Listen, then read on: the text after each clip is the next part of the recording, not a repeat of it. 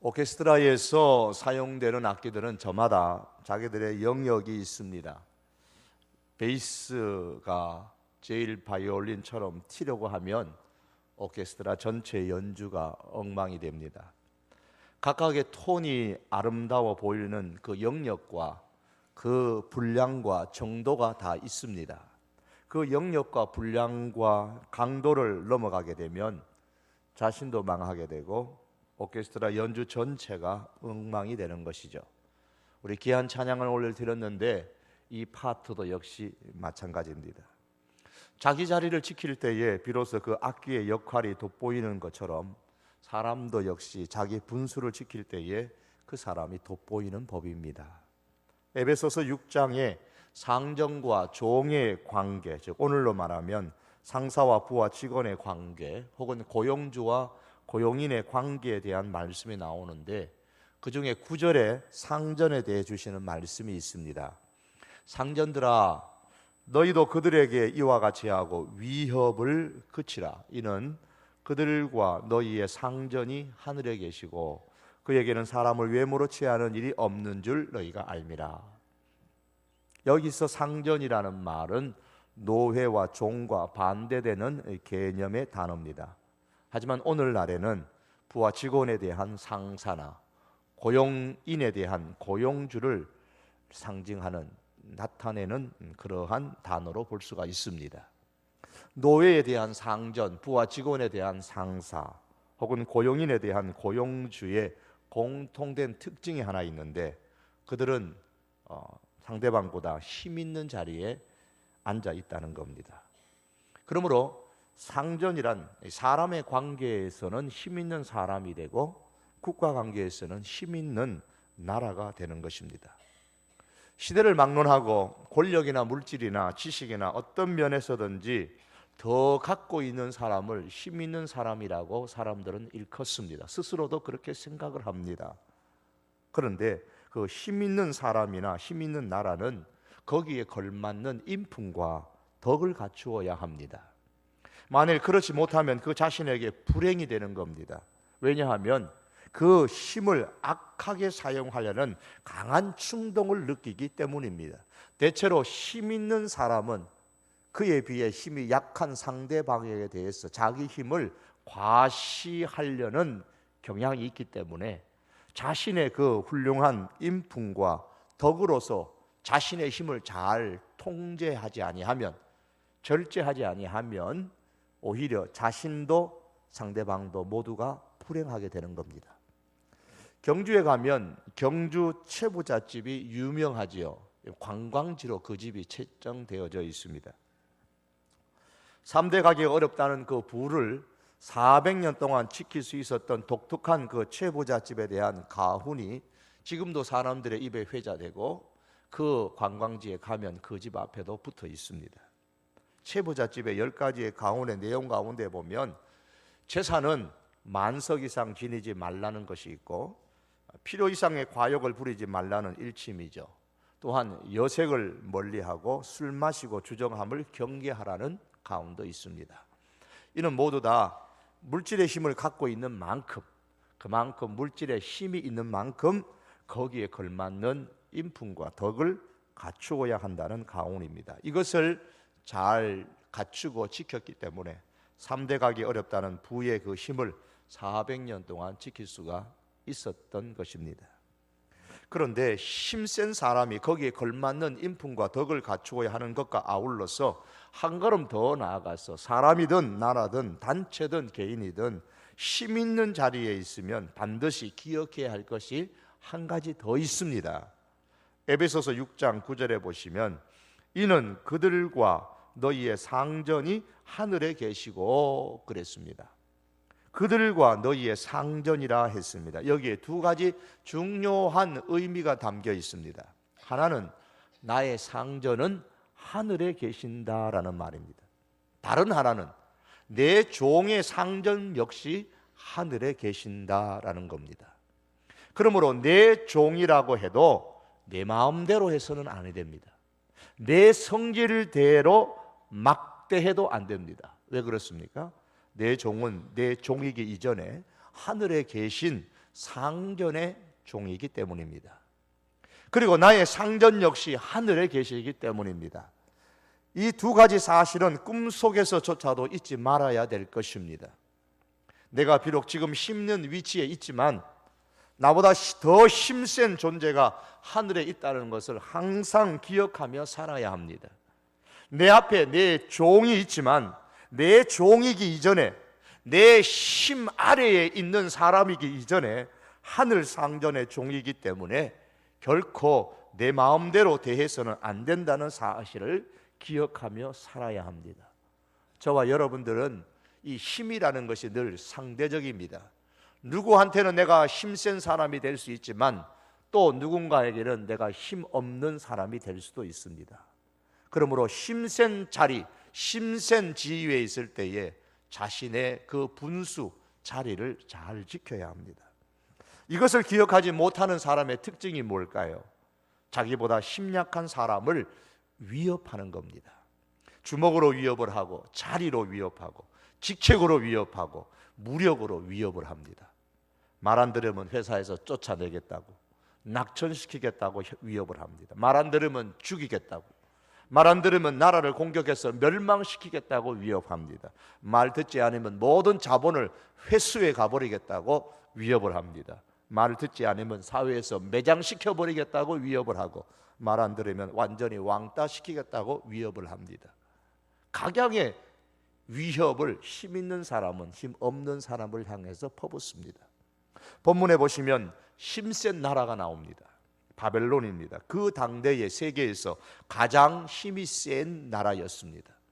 1절에 보시면 처녀딸 바벨론이여라고 했는데, 그렇게 부른 이유는 처녀라는 말의 의미 때문에 그렇습니다. 그 어떤 힘 있는 존재에 의해서도 한 번도 침범을 당하지 않았다는 의미입니다. 한 번도 다른 나라의 침범을 받지 않을 정도로 가장 힘센 바벨론이라는 의미입니다. 그런 처녀 바벨론이기에 1절 하반절의 말씀에 의하면 곱고 아리답다, 아름답다고 했습니다. 그런데 이 처녀 바벨론이 수치를 당할 것이라고 했습니다. 1절에 보시면 보좌가 없어졌으니, 왕이 앉을 보좌가 없어졌으니 쫓겨났다는 말이고 수치스러운 일입니다. 그래서 다시는 곱고 아리답다 일컬음을 받지 못할 것이라고 했습니다. 다시는 힘센 나라가 되지 못할 것이라는 의미입니다. 2절에 보시면 맷돌을 가지고 가루를 갈고 너울을 벗으며 치마를 걷어 다리를 드러내고 강을 건너라고 했고, 3절에 보시면 내 속살이 드러나고 내 부끄러운 것이 보일 것이라. 한마디로 말하면 처녀가 수치를 당하게 된다는 말입니다. 처녀의 상징인 얼굴을 가리는 너울도 벗게 되고 치마를 걷어 올리게 되고 속살이 드러나게 되고, 이것은 수치를 당하는 것, 다시 말하면 가장 힘센 나라가 힘을 잃어버리게 될 것이다 라는 뜻입니다. 갑자기 왜 이렇게 수치를 당하고 몰락하게 됩니까? 3절 하반절의 말씀에 내가, 즉 하나님께서 보복하시되 사람을 아끼지 아니하리라. 이 말씀은 하나님께서 원수를 갖기 때문에 아무도 막을 사람이 없다는 의미입니다. 가장 힘센 바벨론은 무너질 것이고 이 일은 하나님께서 행하시는 일이라는 뜻입니다. 그러므로 누가 막겠냐는 것이죠. 반드시 바벨론은 그 힘이 약해질 것이고 몰락할 것이고 멸망할 것이라는 말씀입니다. 바벨론을 멸망시키시는 하나님이 어떤 분이십니까?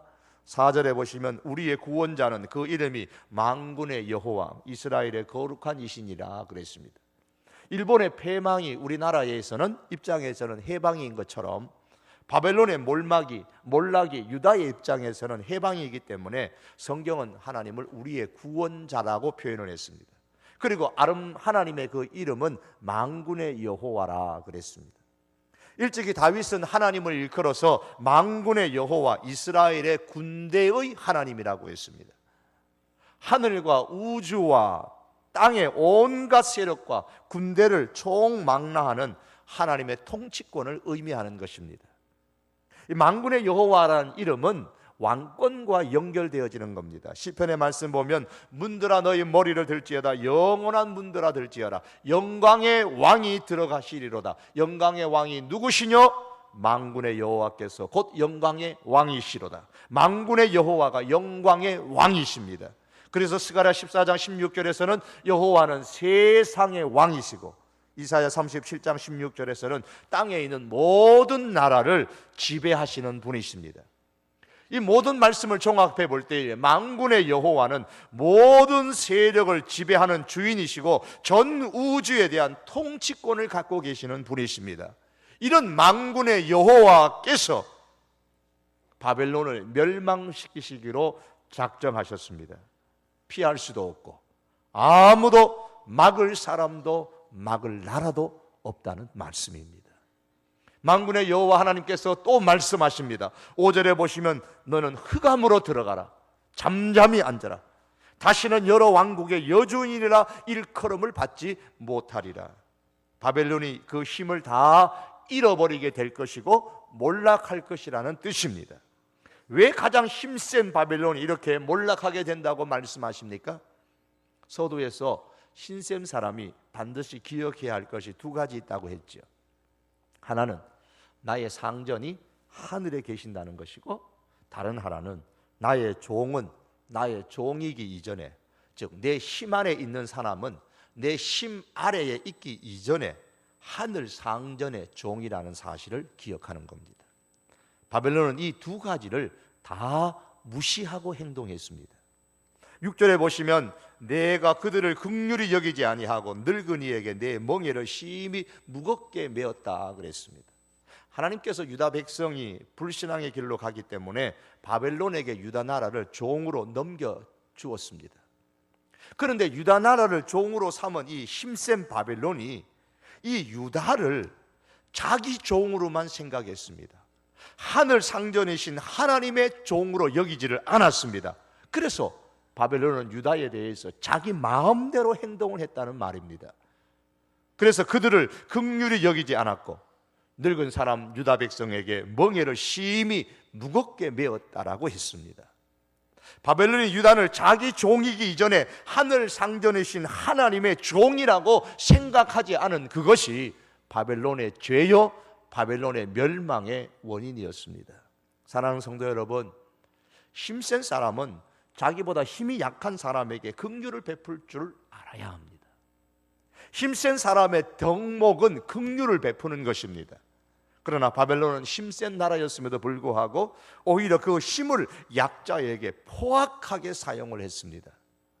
가진 사람은 없는 사람에게 긍휼을 베풀어야 하고, 승자는 패자에게 자비를 베풀어야 하고, 깨달은 사람은 깨닫지 못한 사람에게 사랑을 베풀어야 합니다.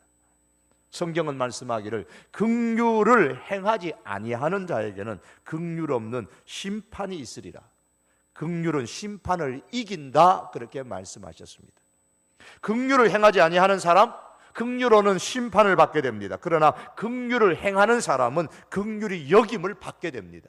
예수님께서 말씀하시기를 긍휼히 여기는 자는 복이 있나니 저희가 긍휼히 여김을 받을 것이라고 하셨습니다. 음식점을 인터뷰하러 갔던 어느 프로듀서의 이야기입니다. 일산으로 가는 이 지하철 3호선을 타고 구파발역을 지나서 지축이라는 그 역, 지축역에 내려서 한참을 가면은 허름한 아기찜 음식점이 있다고 합니다.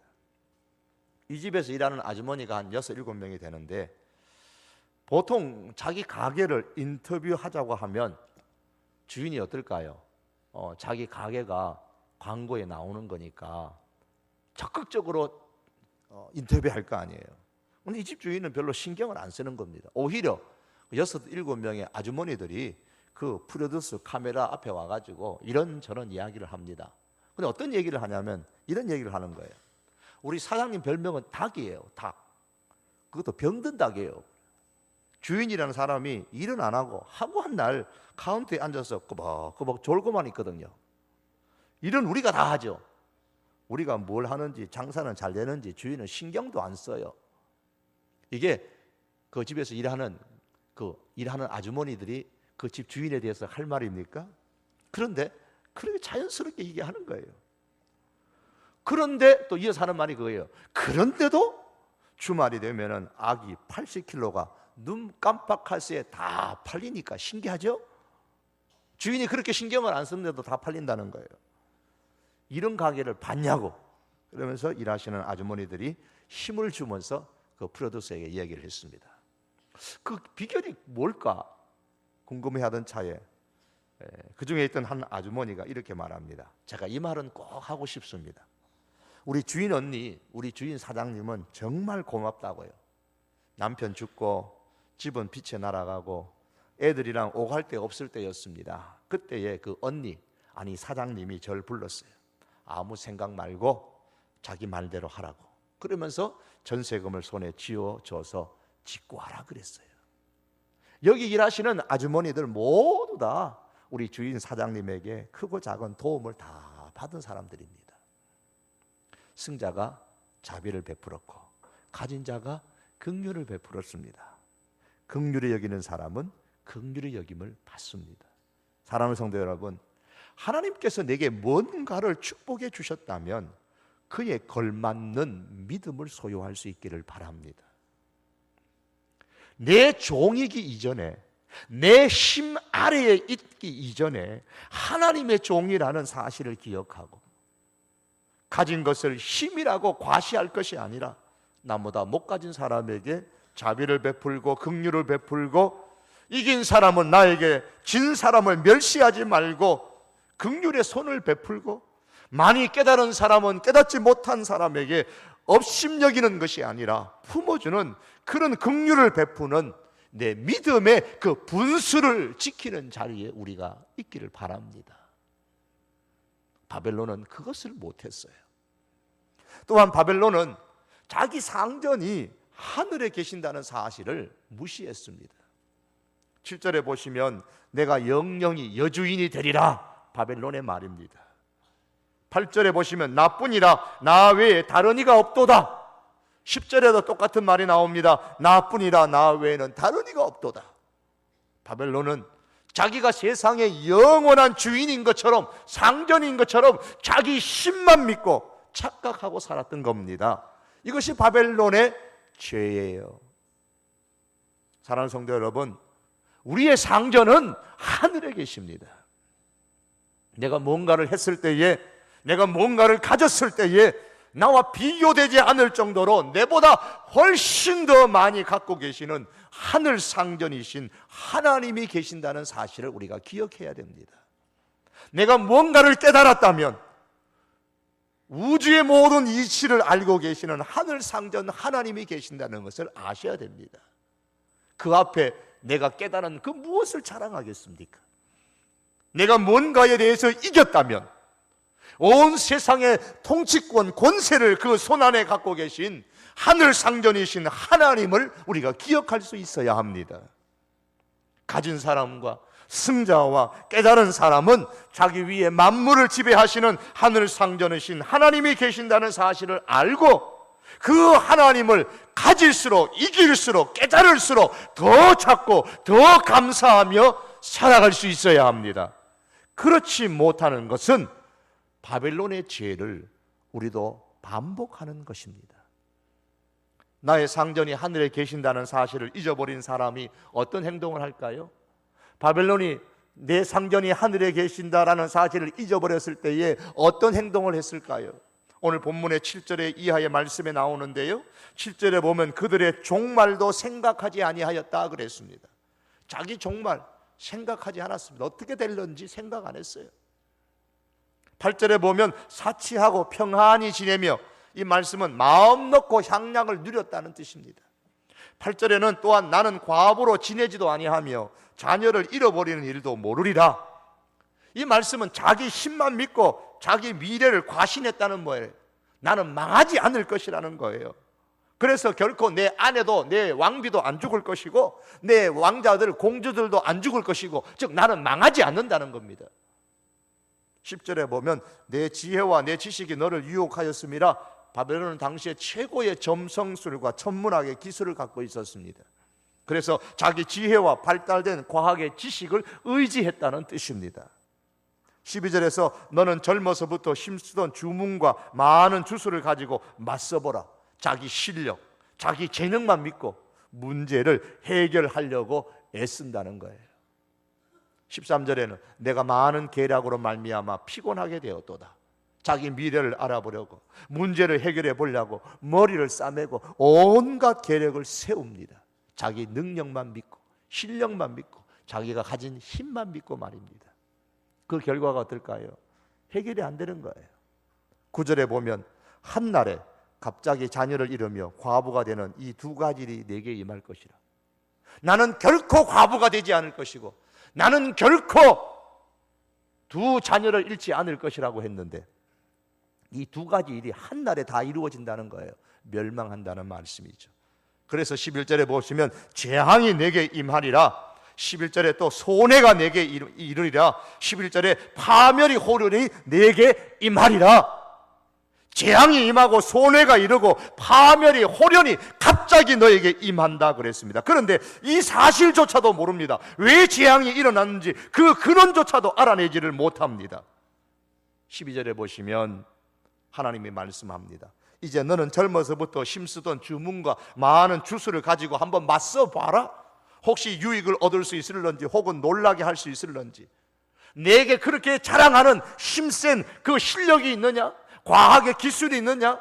그러면 그 모든 과학, 너의 실력을 다 동원해서 이 문제를 한번 해결해 보아라. 해결이 되겠느냐? 해결이 안 된다는 말입니다. 최고의 학문을 자랑하는 과학기술이라 할지라도 하나님께서 심판하실 때는 그 원인조차도 알지 못하고 망하게 될 것이라는 것입니다. 13절에 내가 그렇게 자랑하는 과학기술로 어디 내가 내리는 이 재앙으로부터 한번 구원해 보라고. 13절 하반절에 내게 임할 그 일에서 너를 구원하게 하여 보라. 네가 그렇게 힘이 있느냐? 네가 그렇게 실력이 있느냐? 그럼 한번 해보아라. 내가 너에게 심판을 내릴 테니까 이 심판의 문제를 한번 벗어나도록 힘써 보아라. 할 수 있겠느냐? 할 수 없다는 말씀입니다. 구원할 수 없습니다. 심지어 구원할 수 없을 뿐만 아니라 14절과 15절의 말씀 보면 촉에 같아서 내가 심판하면 너희는 불 앞에 있는 지푸라기 같이 탈 것이다. 불 앞에 있는 지푸라기 힘 없습니다. 다 타버립니다. 하나님의 재앙의 불꽃의 세력에서 스스로 자기를 구원할 수가 없습니다. 심지어 자기를 바벨론을 도우려고 함께 온 사람들까지도 다 제각기 흩어지게 될 것이라고 15절은 말씀합니다. 그러면서 바벨론의 결론은 이것입니다. 15절 하반절의 말씀에 너를 구원할 자가 없으리라. 그 힘도, 그 실력도, 그 과학의 기술도, 주변의 여러 나라의 동맹국들도 그 어떤 것도 하나님의 심판에서 자신을 구원할 수 없고 반드시 바벨론은 멸망할 것이라고 했습니다. 왜 바벨론에게 이런 일이 일어났다고요? 역사는 본래 그렇게 흘러가는 것이기 때문입니까? 역사라는 것은 원래 한 나라가 흥했다가 세골이 지나면 쇠해지는 것이 역사의 그 본질이기 때문에 바벨론도 그렇게 멸망했다. 역사는 그렇게 말할 수 있을 겁니다. 바벨론보다 더 강한 페르시아, 메데, 바사라는 나라가 일어났기 때문에 바벨론이 그렇게 멸망했다. 역사가는 그렇게 말할 것입니다. 그러나 오늘 성경은 3절 하반절에서 이렇게 말씀합니다. 내가 보복하되 사람을 아끼지 아니하리라. 하나님께서 몰락을 시키시기로, 멸망하시기로 작정하시니 아무도 막을 사람이 없다는 말씀입니다. 바벨론이 왜 이렇게 되었다고요? 왕이 정치를 잘못했습니까? 군사들이 국방을 지키는 데 소홀히 했습니까? 백성들이 너무 사치하게 살았기 때문입니까?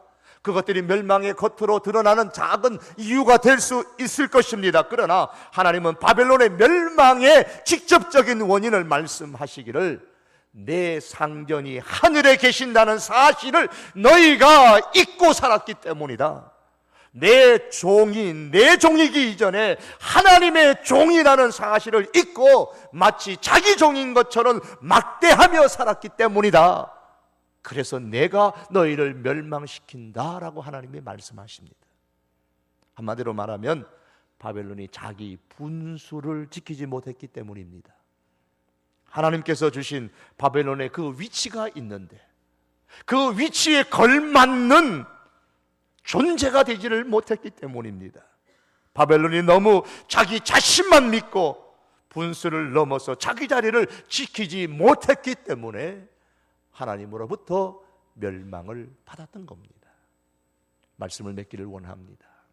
사랑하는 성도 여러분, 바벨론이 하나님의 손에 놓여 있었습니다. 그리고 오늘 저와 여러분과 그리고 이 조국 땅도 세상도 하나님의 손에 놓여 있습니다. 하나님께서 우리에게 주신 축복들이 있습니다. 그 축복들을 잘 헤아려 보시기를 바랍니다.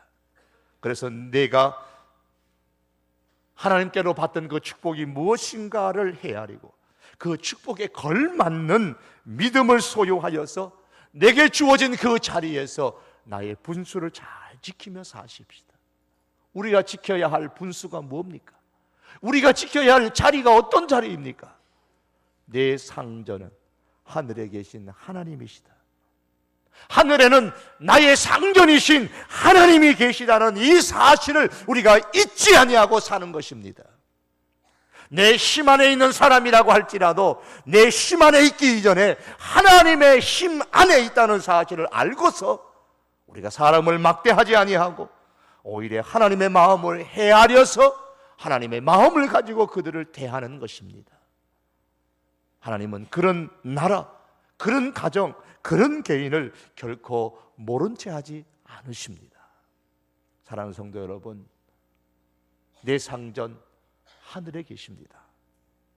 내 종 이지기 전에 하나님의 종이십니다. 내 종의 상전은 내가 아니라 그 이전에 하나님이라는 사실을 기억하며 긍휼을 베푸십시다. 바로 이러한 분수의 자리를 잘 지킬 때에 바벨론에게는 멸망이라는 운명이 주어졌지만 우리들에게는 하나님의 축복이 주어질 줄로 믿습니다. 이 은혜가 있기를 주의 이름으로 축복합니다. 기도하시겠습니다. 하나님, 자기 힘만 믿고 과시하며 억압하고 긍휼을 베풀지 않았던 바벨론, 하나님 상전으로 섬기지 아니하고 멋대로 행하였던 그 바벨론, 강한 가장 힘센 나라였으나 멸망의 길에 들어선 오늘 말씀을 보면서 오늘 이 시대를 우리가 어떻게 살아야 할 것인가를 다시 한번 돌이켜봅니다. 우리가 바벨론의 전철을 따르지 않게 하옵시고 내 상전이 하늘에 계시다는 사실을 늘 기억하게 하옵소서. 하늘 아버지가 하나님이 나의 상전인 것을 우리가 잊지 않게 하옵소서. 하나님, 내 손 안에 있는 사람이라고 할지라도 내 손 안에 있기 이전에 하나님의 손 안에 있는 사람인 줄 알고 내 사람이기 전에 하나님의 사람인 줄 알고 존귀하게 대하고 긍휼을 베풀 수 있는 우리 하나님의 백성들 되게 하여 주시옵소서. 그래서 하나님께서 허락하시는 그 축복을 누리며 살아가는 우리 모든 성도들 되게 하옵소서. 예수님의 이름으로 기도하옵나이다. 아멘.